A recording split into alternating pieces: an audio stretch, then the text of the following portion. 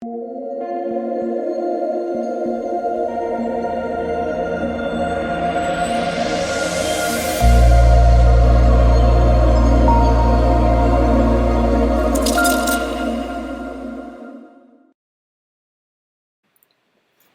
what is going on, guys? It's DK. Back at you with another video here to bring the 2-game NFL slate on Monday. Before I get into the video, if you guys are new to the channel, my name is DK. I make daily videos breaking down NBA, NFL, PGA, and esports daily fantasy sports slates. Real quick, I do want to say thank you guys again for all support. It is greatly appreciated, guys, and the videos, the live streams, as well as on Twitter.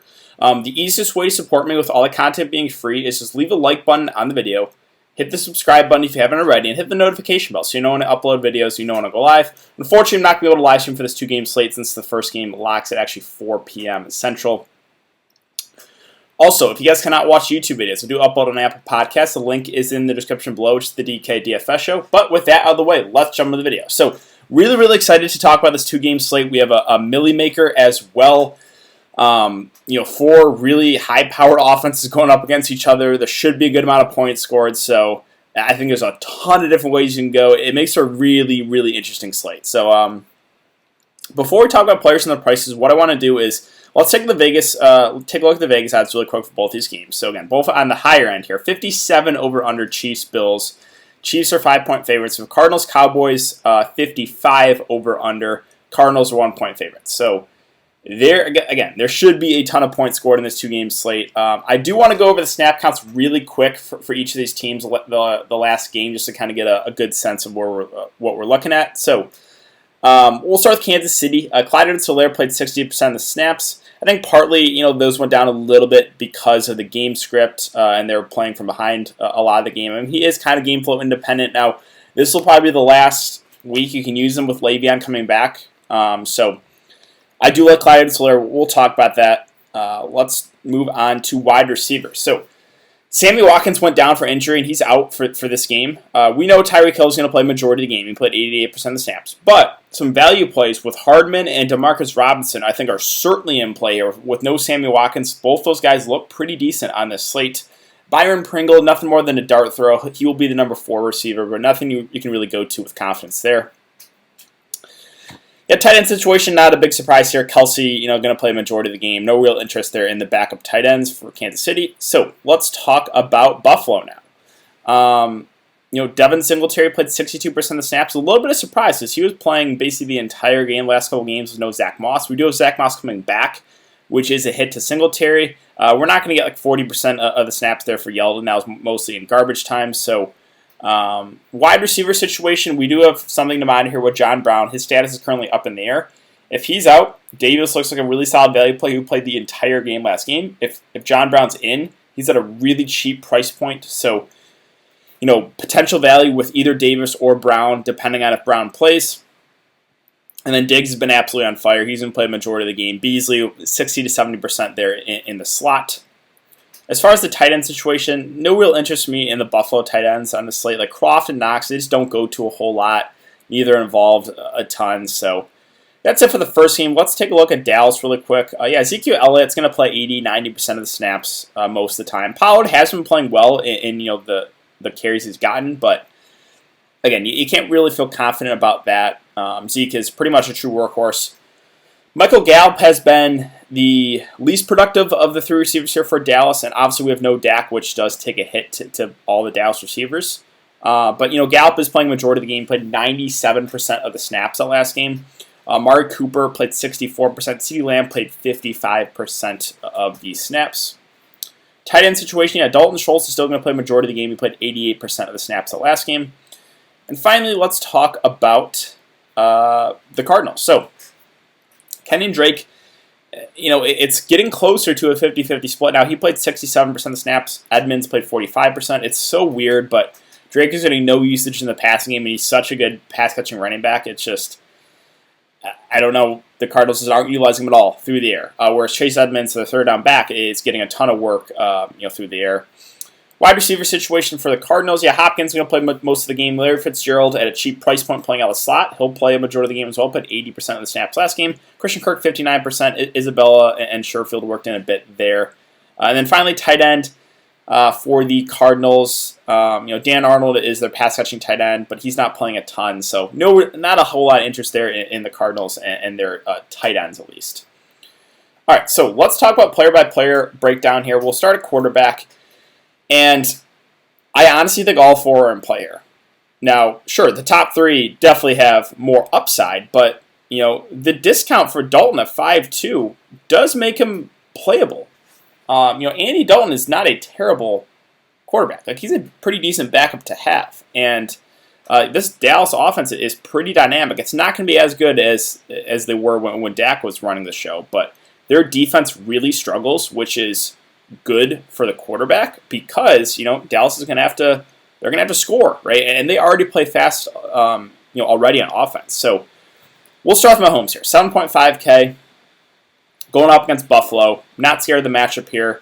You just saw what Tennessee did to Buffalo last game. So Mahomes probably has the highest floor out of any of these quarterbacks, and we know again this Chiefs offense is very dynamic. They also want to play fast. 30, 43, 20, and 33 fantasy points the last 4 games here for Patrick Mahomes.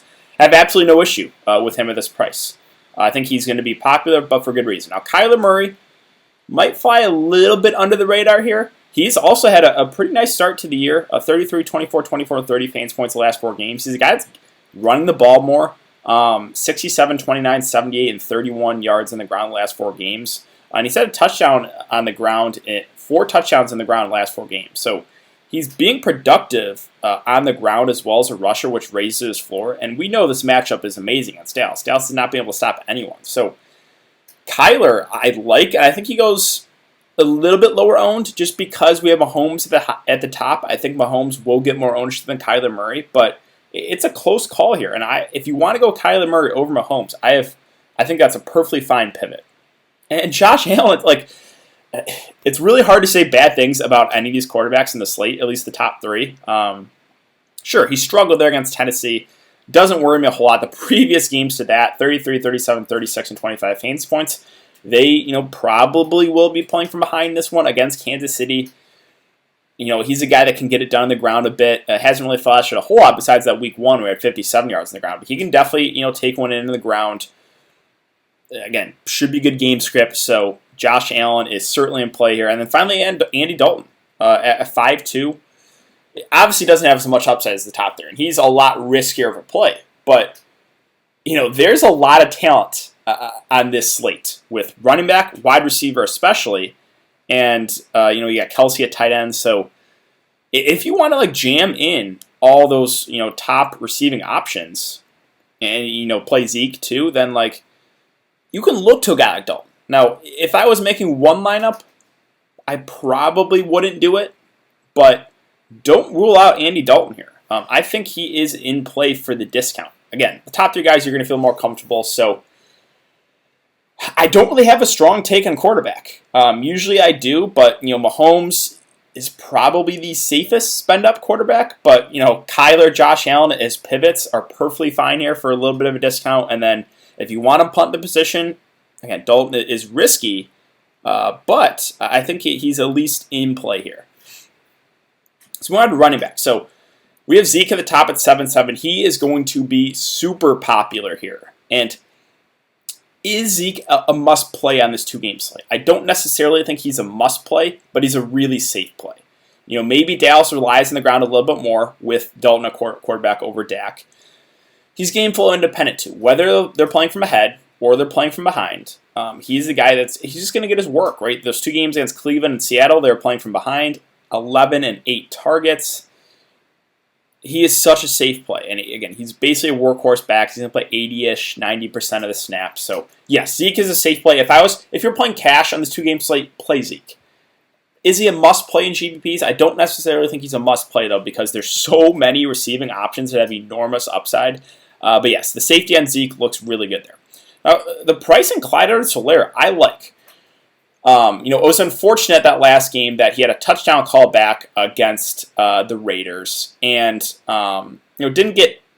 The Chiefs are just a frustrating team in the red zone, at least if you're playing Clyde Edwards-Helaire, because they just run so many trick plays. They never give it to CEH in the red zone. But did have 8 targets last game, only 3 catches. I just think the price is fair, and I think he will get a majority of the work, probably 70-ish% of the snaps here for Clyde Edwards-Helaire, and he's looked good when he's got his touches. I think they're going to want to establish a run a little bit more this game because he only had 10 carries that last game, and no Le'Veon yet. So this will probably be the last game you can use Clyde Edwards-Helaire because we don't really know what. It'll probably be like a pretty even split with him and Le'Veon. So I think he's another. Him and Zeke are the safest running back plays on the slate by far. Definitely. So cash games, I think you play the top 2 guys here and move on. Singletary at 5-1. With Zach Moss coming back, he's nothing more than a contrarian play for me. Now, he's not out of play. The previous 2 games, he was good.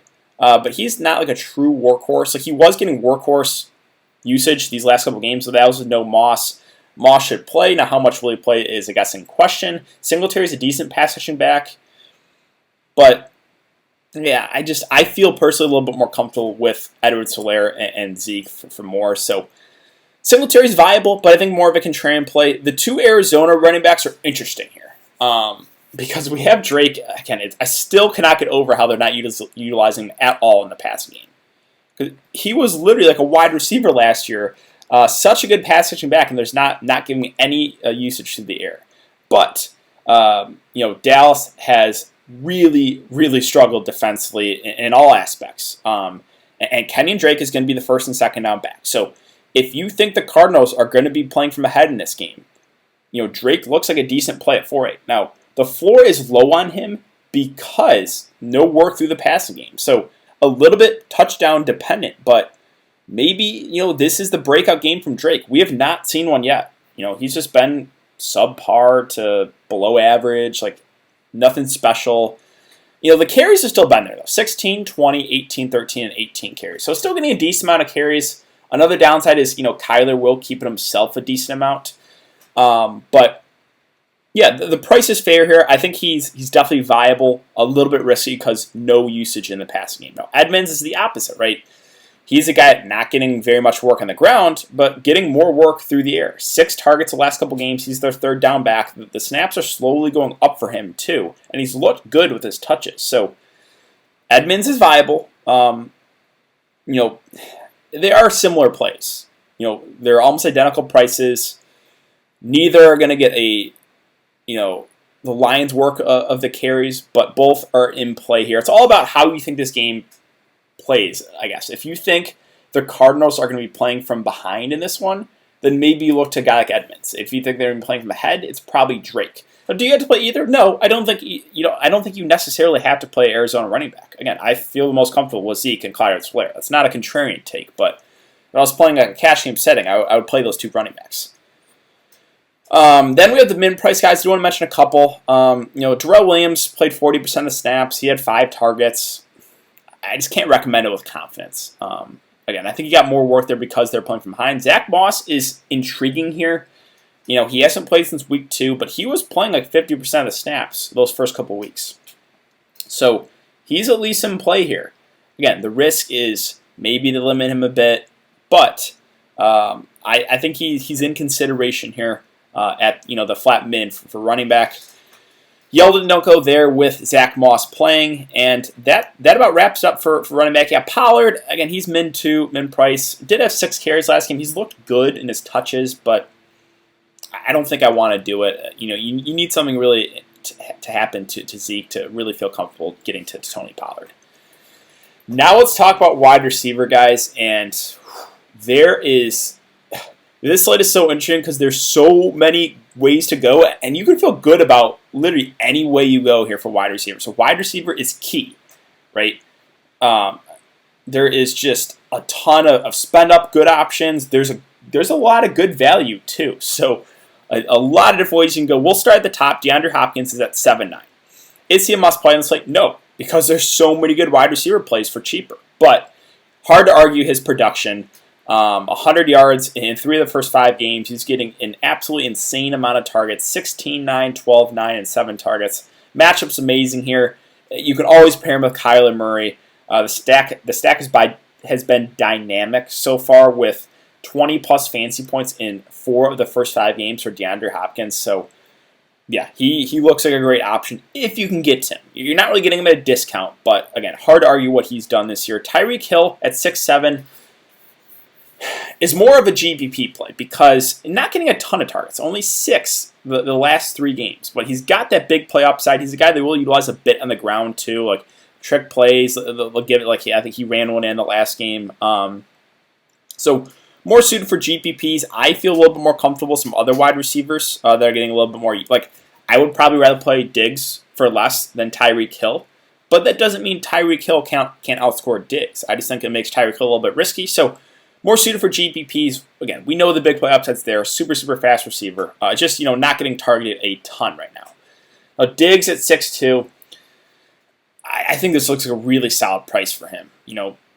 They probably will be playing from behind. It's about a 5-point spread for the Chiefs. The Chiefs are favored. 16 targets at last game. Probably won't get that again. We most likely have John Brown back. No confirmation yet. Well, again, we'll get that tomorrow. But Diggs has been on fire this year. 100 yards in 3 of the first 5 games. Getting a ton of work, a ton of targets. Josh Allen has been really consistent besides that last game. So, yeah, I do like Stephon Diggs in the mid-range. Then we get the 3 Dallas receivers, CeeDee Lamb, Amari Cooper, and Michael Gallup. I think they're going to go lower on in the slate because Andy Dalton's their quarterback. But all 3 are in play here. CeeDee Lamb has been really consistent, with double-digit fantasy points the first 5 games, targets 6, 9, 7, 7, and 11, playing out of the slot. Again, I think the Dallas guys are a little bit more contrarian just because of the quarterback play, but don't rule them out. Like, these guys have upside. We've seen it from CeeDee, right? He's been really, really consistent at 5'8". Amari Cooper, besides the last game, has been amazing. Again, throw that last game out, not super worried about that. 18, 19, 17, 36 fantasy points. Another guy's getting targeted a ton.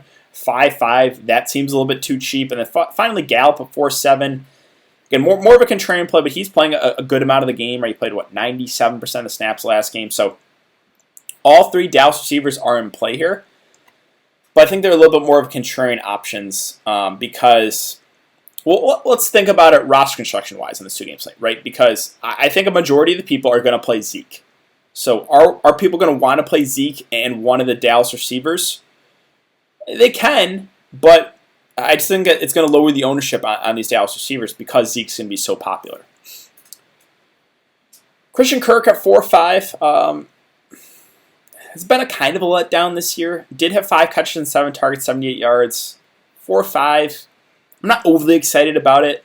I think it's fine, but I'm probably not going to jam in and Christian Kirk. He'll play 60-ish% of the snaps.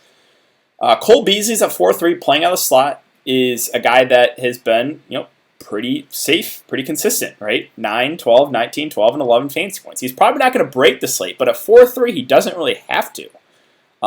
Again, probably the Bills will be playing from behind. He's getting targeted a decent amount. He's been a safe option. The price is fair. I think Cole Beasley is a pretty decent value option. And now we get to the number 2 and the number 3 receivers here for Kansas City. I like both a good amount here with no Sammy Watkins. Hardman's at 4.2. I probably do prefer him to Demarcus Robinson, but Robinson's cheaper. Hardman's the big play upside guy. He hasn't been playing a ton of snaps because of Watkins, but it went way up to almost 70% that last game. And he probably is the number 2 receiver, outside of Tyreek Hill.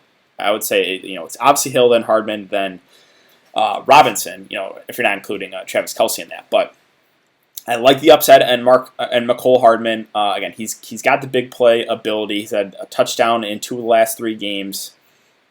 Yeah, I have interest there. Well, I guess we'll talk about DeMarcus Robinson really quick. He's at 3.3. He has been a little bit of a letdown this year, but the price point makes him playable. And like McCole Hardman, he played a good amount. He played, 68% of the snaps. So, any piece of the Kansas City Chiefs offense is valuable here. And you're getting him at almost mid-price. So, yeah, you can 100% consider DeMarcus Robinson if you want to punt, if you need a really, really cheap guy. He looks pretty decent. And then we have John Brown. So if John Brown plays and is not going to be limited, I really like the price on him. The worry is, again, dealing with the knee injury, but back-to-back full practices and then a limited one on Saturday. He's a guy, when he's out there, he will play a majority of the game, unless we get some sort of news that they're going to limit him, but I don't think they would. I just think 4K is too cheap. He's another guy that, sure, he's getting up there in age, but he still has that big play ability as well. Fitzgerald playing on the slot, he's not going to break the slate, but he's a guy who can get you 4 or 5 catches. I think he's fine at 3.7. Again, not super excited about it, but definitely playable. If John Brown is out, then Gabriel Davis looks like one of the better value plays here at 3.5. He played 100% of the snaps. He played the entire game last game. 5 catches, 9 targets. The rookie wide receiver, he's looked good. So if John Brown is out, I really like Gabriel Davis. If John Brown plays and not be limited, I think John Brown looks pretty good. So either or of these Bills receivers, again, dependent on Brown news, I think are very, very much in play and look pretty decent. Other than that, though, like below this range, again, I mentioned Robinson. I'm probably not going to get to Andy Isabella. Just not playing enough snaps for me to really consider him. Cedrick Wilson, they've been wanting to give him the ball, but still a guy he's only playing 20-ish% of his snaps. Like, last 3 games, 107, 34, and 22 yards, 5, 3, and 4 targets, or 5, 3, and 4 catches. Like, he's good when he's out there. He's just not playing a ton. So can you consider Cedrick Wilson? Yes, but risky because he's not going to play a majority of the game. You kind of need something to happen to one of those receivers in front of him. Yeah, Isaiah McKenzie probably gets like 20, 30% of the snaps, but I'm not going out of my way to play him. Pringle will be the number 4 receiver for Kansas City, but again, nothing more than a dart throw. And that's it. So, like I said, guys, there's a ton of different ways you can go. You have Hopkins at the top. You got the big play upside with Hill. I think Diggs looks really good at his price. You have, I guess, slightly more contrarian plays, but all 3 of the Dallas receivers are very, very much viable. And then you have some cheap options like Beasley, Hardman, Brown, Robinson. Yeah, there is wide receiver is loaded on this slate.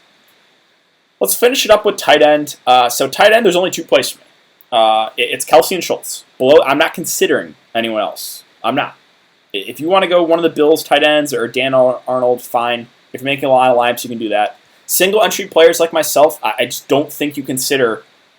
You consider Kelce and Schultz, and that's it, in my opinion. If you're playing single entry. Now, sure, right, if you're mass multi-entering and making a ton of lineups, yes, you can play those other guys in your player pool, but I think it's Kelce for me and Schultz. And Kelce is going to be popular because, obviously, he has more upside than Schultz. He's been super, super safe, a target here for the Chiefs, getting targeted a ton. 6.9 is a fair price point. So, yeah, Kelce is going to be super, super popular. Is he a must-play? No, because I think Schultz is the other option I would consider. Only 1 catch and 3 targets, but he still played like 90% of the snaps. And the previous 3 games, 10, 6, and 8 targets. So he's shown he's a pretty decent pass-catching tight end. 4.3 is a fair price. So yeah, I have interest in Schultz. If I was playing cash, it would be Kelce. But Schultz is in consideration too. And below that, I'm just not considering anyone else if you're playing single entry. Like Croft and Knox, we do have Knox out. But I just... Like Croft, what's his upside? He did have 2 touchdowns in one game against the Rams on 4 catches.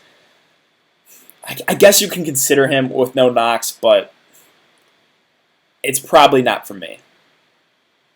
And then, yeah, Dan Arnold, he only played 27 of the 75 snaps. Like, it's not a guy getting utilized a ton here. So that really wraps up for tight end. Finally, defense. And defense, I think you close your eyes and you throw a dart. The Cardinals' defense are going to be the most popular going up against the backup quarterback in Andy Dalton, but I don't necessarily think they're a must-play. If you want to punt with either the Cowboys or the Bills and hope they get you like 1 or 2 fancy points, go for it. Right? I don't have a strong take on defense. Go with whatever works through the roster construction. And I think that really wraps up. So let's talk about game stacking here if you want to do that. It's a 2-game slate, so it's definitely possible here. If you think one of these games goes lower scoring, like both are expected to be shootouts, but if you think one goes a lot lower scoring, then you can definitely game stack one of the games. Again, all 4 offenses are super, super dynamic. There should be a ton of points scored in this one. It's going to be a really fun slate. So I'm really, really excited to watch these games again. Unfortunately, guys, I won't be able to live stream, but if you have any questions, you can always hit me up on Twitter or in the YouTube comment section. I will try to get back to you before lock. So thanks again, guys. I hope you guys all have a good day, and I will see you guys all later.